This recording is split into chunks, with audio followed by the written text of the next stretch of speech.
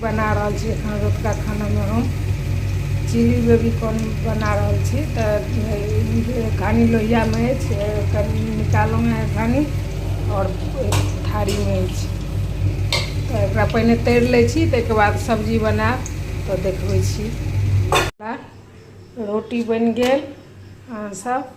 अब अथी बेरा बेरी के सबके खाना देखेने छलहुँ चिली बेबी कॉर्न बना रहल छी, तो ई बन के तैयार अछि। अब बेरा बेरी के सबके खाना दऽ रहल छी। अहाँ सब ई बच्चा सबके ना, हमरा बच्चा सबके बहुत पसंद अछि। अहाँ सबके बच्चा के पसंद अछि कि नहीं से कमेंट कऽ के जरूर बताएब। अहाँ सबके नीक लगैया कि नहीं। ठीक छै, ई कनी मीठा टाइप के होइ छै ना, ताहि दुआरे हमरा सबके ओते पसंद नहीं पड़ैया। धियापुता के नीक लगै छै। ठीक छै, तो आब अथी जाइ छी खाय लए आर फेर मिलै छी काल्हि खनी। ताबत के लेल शुभ रात्रि, बाय।